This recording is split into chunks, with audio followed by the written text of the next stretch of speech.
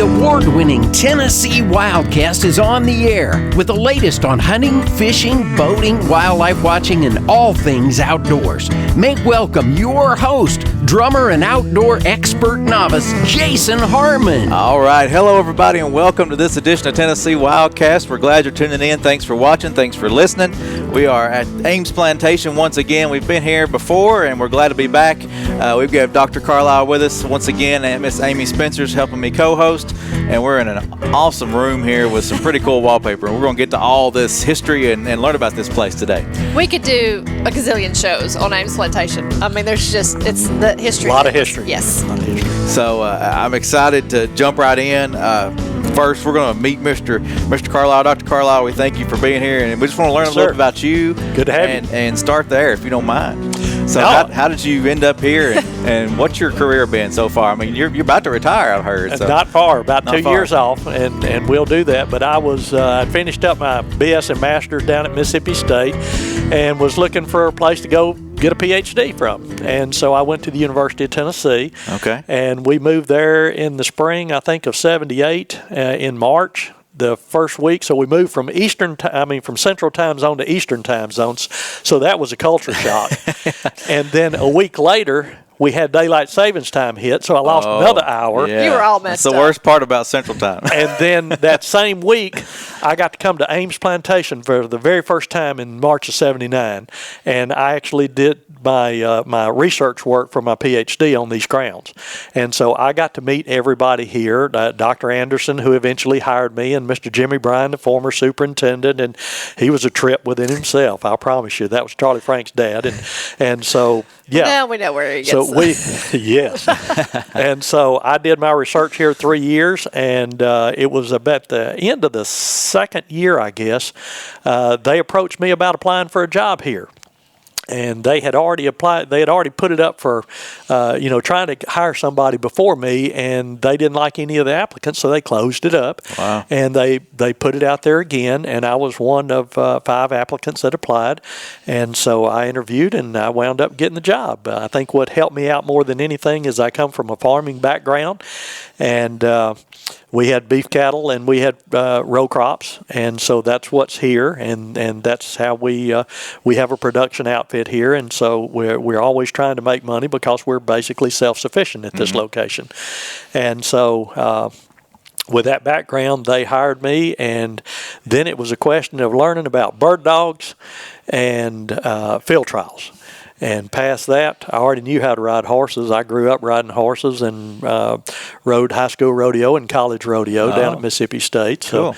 So, I could ride anything that walked. But that's a requirement for the job here. it was interesting. But we moved here in December of '81, and I officially started first day on the job as the assistant superintendent in January of '82, and served 10 years as the assistant superintendent, then 10 years as the associate superintendent, and then I took over. They changed superintendent to director, and I became center director in December of '02 is when Dr. Anderson retired, and I took over January of '03. So wow.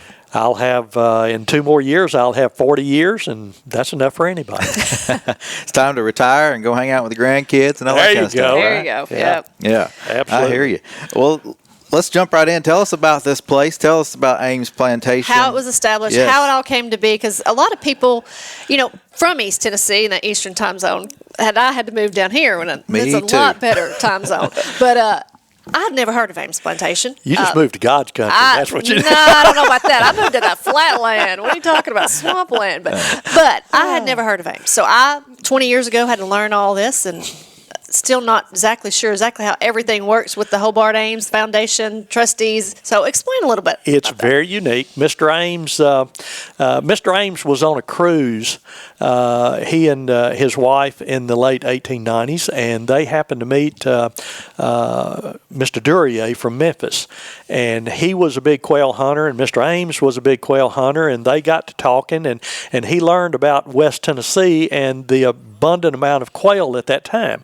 And so he checked out the area, and then he decided to purchase. So he bought the manor house and 1,000 acres of land, and then he started on a leasing buying spree until at one point he had amassed a little over 25,000 acres. Now, he sold a portion of that, and today we have 18,400 acres. Now, he acquired most of his land by 1938, and he never paid over $3 an acre for anything. Wow. Now, we completely surround one area. We call it the Walker Track, kind of to the northwest. It's 565 acres in there, and we completely surround that. Now, Mr. Ames had the opportunity to buy that for $3.50 an acre, and he said it was overpriced. Wow. Sometimes you just like to kick only somebody. known. Yeah. So, but anyway, so Mr. Ames put this place together.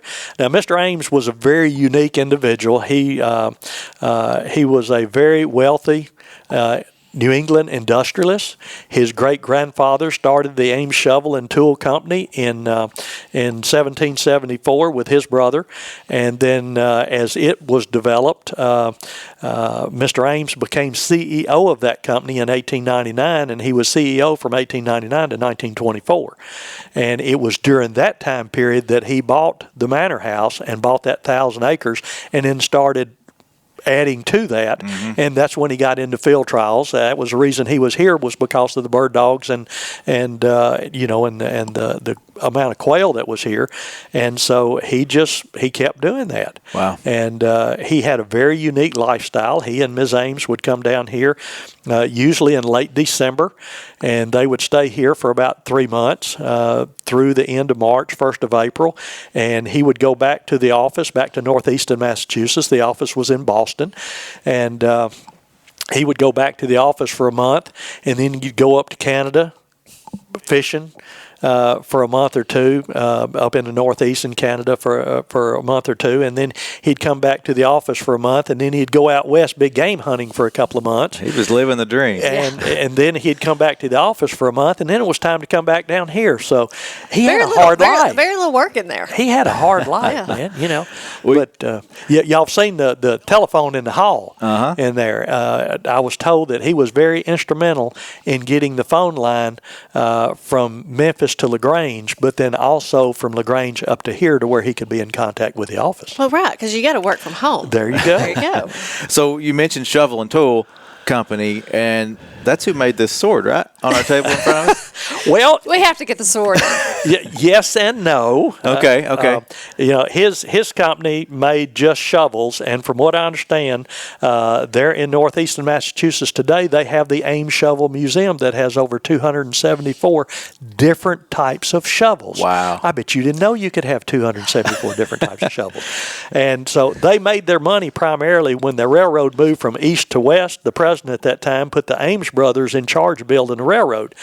And so they provided all of the hand tools because they didn't have bulldozers and track hoes and backhoes, and so they moved a lot of the land, of the dirt, to build the railroad beds with shovels. And so they provided the hand tools. Okay. That helped out the business. And then Mr. Ames's cousin had the Ames Foundry, which made cannons and rifles and pistols and swords.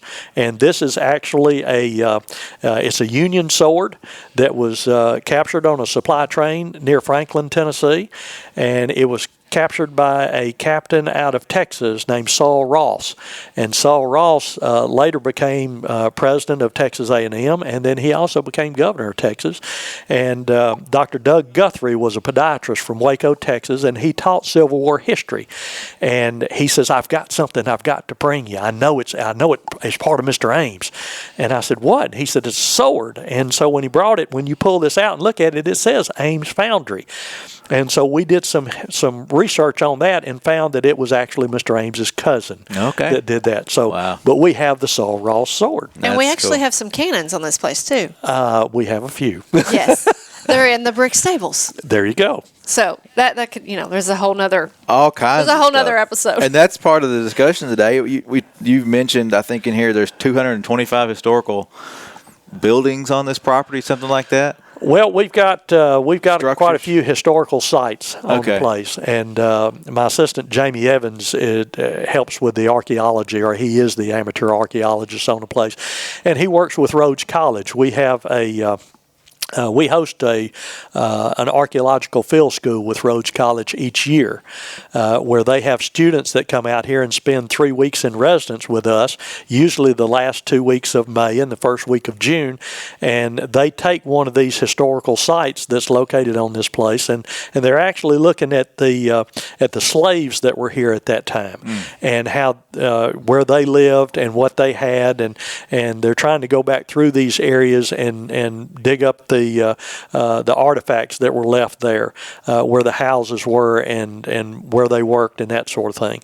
And so we work with Rhodes College doing that, and then the University of Memphis, their anthropology department, they're looking at, we have 4 Indian mounds on the place, and so they're looking into the Indian mounds, and those go back. They've been into one of those mounds and pulled charcoal out, and those are dated back to 1200. Wow. And so that's really neat to follow that. What we didn't know is just outside of those 4 mounds was a village, and it was about 7 acres of village, and we've been farming that land ever since I've been here, and it was probably about 8 years ago we decided to quit farming that, because every time we'd farm it, we'd turn up artifacts. And so we stopped farming that. We planted Bermuda grass on it, so we cut hay for the horses, and but they have some new instruments now that they can run over the ground, like ground penetrating radar, and they can determine where a house was. They can find holes in there, and they found where an old palisade fence went around the perimeter of that thing to take, to protect the villagers there from another tribe that may attack them. And so we found where the old palisade fence were. We found where buildings were out there, and the University of Memphis is looking into those and trying to document a lot of that as well. That's pretty cool. So Jamie has also located 26 cemeteries that were previously undocumented. They were unknown. There's a forage or a grass called periwinkle, a plant that you find, and they planted a lot of periwinkle where cemeteries were. Graveyard grass is what my mom used to call it when we were chasing East Tennessee history. Wow. But I spent a lot of summers in you could graveyards. find periwinkle. Now, one of the coolest things that we've had going on lately involving the cemeteries is University of Memphis has a graduate student that's working on his degree using dogs. And Amy, you'd be really interested in this. They have dogs that he would take to a cemetery, and a lot of these cemeteries do not have headstones. Okay. And so you would find some depressions in there, and so yeah, that's probably a grave.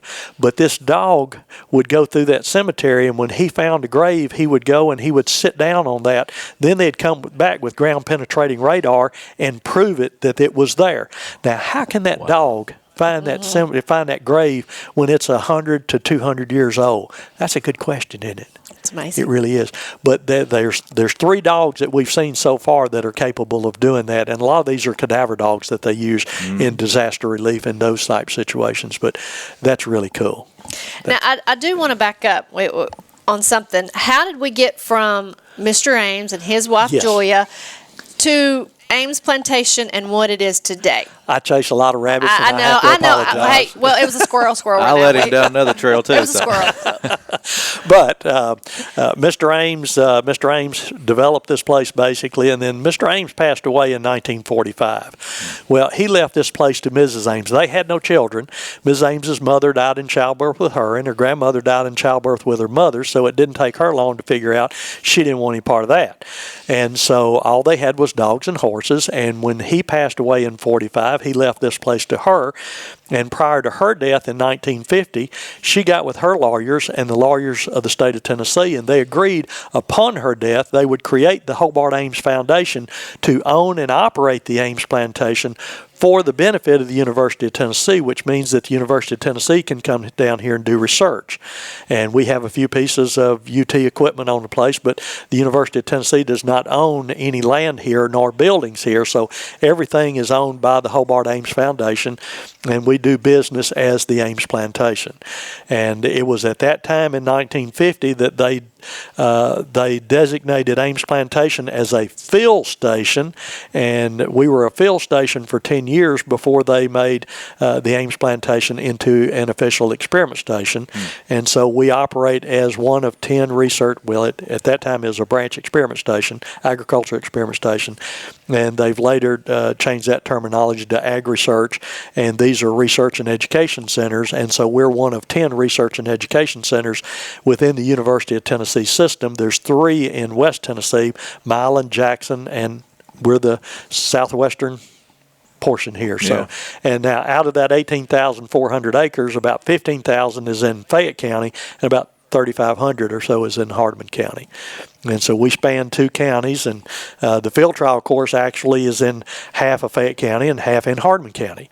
So that works out well as well. And both counties support us tremendously. Right, and everybody knows Ames is the national championship. All right, but it is so much more. We talked about a little bit on the historical research, but you all are hunting and outdoor recreation. Oh, absolutely, absolutely. With the field trials, beyond the field trials, we have a deer hunting club, and that deer hunting club is we've had a quality deer management program underway here since about 2003 is when we started taking the preliminary data on the quality deer management herd. And then we actually started implementing that project, I think it was about 2006 or so. And we've maintained a pretty doggone good herd, taking bucks and does, a good buck to doe ratio, and everything was just looking really, really good until CWD hit. Yeah. We'll stop there. Yes. Yeah, but you're also quail hunts, you're also turkey hunting, you're also some squirrel hunting. Yeah. So it just doesn't end with deer hunting. We started out with the deer hunting club, and we superimposed the quality deer management project was actually a research project with the University of Tennessee.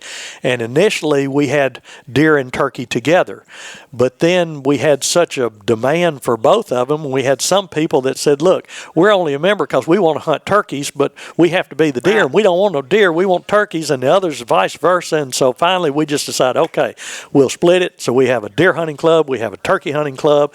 Now, our deer hunting club, we talk about that membership. Yes, it changes some each year, but it's a soft waiting list there. Okay. The turkey hunting club, these guys are hardcore. Yeah. I mean, we can have a vacancy and have that vacancy filled in 10 minutes or less. Wow. And so we've got quite a few turkeys on the place. We've developed a couple of quail hunting courses on the place, and we've done. We don't advertise the quail hunting. We do that just by word of mouth, and we've had to kind of pause that a little bit because of my bird dogs. I had a turnover in bird dogs. I had one that developed cancer and one that just, poor fella, he got old, and so we lost him too. But we're in the process of getting some dogs back for that. Y'all are also wildlife research. You've done and real quick on those, kind of because we've got some other things we got to bring up in here. So. Well, the wildlife research has been, we've done extensive wildlife research on quail. Obviously, 70 years worth of quail. From the national championship. Mr. Ames was working with Herb Stoddard. Herb Stoddard wrote the book on quail biology, and we found some old paperwork in a desk in the gun room that was between Herb Stoddard and Mr. Ames, and they were talking about raising red quail. The Tennessee Reds. The Tennessee Red. Tennessee and Reds. as it turns out, that is a recessive gene. But they were sending quail back and forth via railroad from Thomasville, Georgia, to Ames Plantation to Grand Junction, Tennessee, and so that's how the Tennessee Red developed. And we've had that here. And that's also Ames is known for the Tennessee Reds. Tennessee Reds, awesome. Absolutely. Wow. And cool. so we've got that. So we've done radio telemetry work with quail, and got quite a bit of work done on that. We've done the deer work. We've done work with coyotes. We worked with the University of Memphis, Dr. Mike Kennedy down there, where we put coyote collars. It was one of the first GPS collars ever put on a coyote, and we put that on him, and they tracked that dude, and he wound up, somebody killed him over near Savannah, near Pickwick. And so traveling. Actually, yes. Yeah, traveling. Actually got the collar back on that coyote, but that's what 55, 60 miles. So that was interesting within that. But we've worked with Mike not only on that, but then also on small mammalian predators. This place is large enough that at one time we had 5 different locations. We'd fix up a square mile, and we had 1 square mile here, and then 4 more spread across the place, so you had 5 locations. So that increased your degrees of freedom with the statistics portion of it to where you could have more locations. And he had graduate students that put traps on those, and they ran trap lines. And those poor guys, oh gosh, when they ran a trap line, they were walking 8 or 9 miles at a time. Yeah. It was nothing for them to walk almost 300 miles in 2 weeks. One of them, Brian Carver, always joked that he had walked from here to the Gulf Coast and back. And we've already done a show on the tick research here. Absolutely. We did that with Alan Houston, Yes. Dr. Alan Yes. Houston. Go back and check that one out. Check that one out if you want to learn that. But one thing we probably need to talk about is the 3rd oldest registered Angus herd in the U.S. A lot of people don't know that. Absolutely. And it isn't impressive if you're a cattle guy gal. This is impressive. It is neat. Mr. Ames started this herd back in 1913. Actually got his breeding stock from Scotland. And from Aberdeen, Scotland, and this is Aberdeen Angus. And Mr. Ames helped develop the Angus herd in the U.S., and the American Angus Association wrote the history of the American Angus not long ago, and in their 100-year history, they referred to Mr. Ames in that book as helping to develop that. Well, my wife and I got, a year before last, got to go on a trip to Scotland and Ireland, and we actually got to spend 2 nights in Aberdeen, Scotland. And so I got to see... just happened to go there. Just wound up there. Yeah. So I got to see Aberdeen Angus cattle at that time. Now, we're running about 160 head of cattle right now, mama cows, and that's registered Angus. And then we've got about 30 crossbred cattle, either Hereford Angus or Angus Simmental. That was left over from a research project that we did where we were comparing straight bred Angus to Hereford Angus crosses to Angus Simmental crosses. And so when those finally fade out, we'll be back 100% Angus. But we're trying to get it back up to about 200 head of mama cows. We have a fall calving herd, and then we superimpose research on that. And we've had a native warm season grass research project comparing Canadian switchgrass to gamma grass to big blue stem, little blue stem combinations to Bermuda grass to orchard grass. And the Canadian switchgrass, that switchgrass will give about 2 pounds of gain a day on steers, and we looked at heifers as well. So, yes, we do a lot of research. The vet school. And I was going to say, and you do a lot of teaching here. I was getting ready to go there. Good way to just lead into that, yeah. The College of Veterinary Medicine spends, when I first started here, they were spending a week in residence with us at that time. Now, at that time, we not only had the beef cattle herd, but we also had a swine herd, about 240 sows, complete fair to finish operation. We were selling somewhere between 5,000 to 6,000 head of hogs a year. Then we had a grade A dairy milking about 75 cows online, Holstein cows. And so we conducted research with the dairy and with the swine unit up until the point that the swine herds were really going down. The numbers were declining in the state, and as well as the dairy herds. And when the University of Tennessee decided they didn't need a grazing dairy anymore to do research, then we closed that out in 99, and then the swine industry had really dropped down. North Carolina had picked up a lot more over there, and so we decided to go ahead and close out the swine herd, and we sold the last hogs here in June of 03, I think, is when it was. Okay. And so we still have the beef cattle herd that we do research with, and then we have row crops. And you also have horses. Oh, we do have horses, yes. Can't The forget horses those. with the field trials. And Yes. at one time, we were maintaining, we had almost 45 head of horses Right. on the place. Now, the vet students, This is where the vet students get we were to come in. talking about the vet students. The vet students, I told you at that time, were coming down 3 times a year. They come down twice a year now. And they work with our beef herd and with the horses that we have, and it gives those students, it's the senior vet students, and those that want to practice large animal, they get a chance to get hands-on experience. And I know in East Tennessee, a lot of the fancy horse operations over there, when students show up to work on those, owners kind of, just a little bit skeptical about that, about a student. They'd rather have the professor, the veterinarian working on that. And so, well, heck, I'm the same way when you go somewhere and they say, hey, this med student wants to work on you. I don't know about that. So anyway, here they can work on animals, and there's no questions. I mean, we just let them go at it. And they're well prepared when they absolutely. They get to work on their horses here. They work on the cattle here. They bleed them. They vaccinate them. Anything that's abnormal that we need looked at while they're here, they do that. And so they spend time here. We have the forestry students from Forestry, Wildlife, and Fisheries. Undergraduate students spend 2 weeks in residence here. The last week of August and the first week of September, at one time, it was a spring forestry camp. Now it's a fall forestry camp. And so those folks get classroom instruction in the morning, hands-on in the afternoon. We were talking about the Rhodes College. They get hands-on in the morning. They get classroom in the afternoon. When it's hotter, they're inside where the air conditioning is. So that works out very well. And y'all have got, you've done a bunch of forestry research here too. So kind of ties back in. Oh, gosh, yes. Dr. Alan Houston is our forester wildlife biologist, and I believe y'all talked with him about ticks before. But Alan he's worked with a lot of foresters, works with a lot of folks through UT. Dr. Scott Schlarbaum is a forest geneticist, and we have a lot of work with Scott and Alan. Alan and Scott work together on that. Alan has a lot of research on his own, crop tree enhancement work, where he has 30 crop trees per acre that he looks at and develops those, and they have some fertilized, some unfertilized. So they're looking at all kinds of research with forestry and superimposing. Now we're running out of time, and we've got to get this in because we are standing in Mrs. Ames' sitting room, and you've got to explain the wallpaper because if you've been looking at the background, you're like, what is going on? So it's pretty cool. Please explain. Well, let's talk about the house first real quick. We've got the house was built in 1847, the front section. The west wing added in 1880, and then the wing that Mr. Ames had was added in 1902.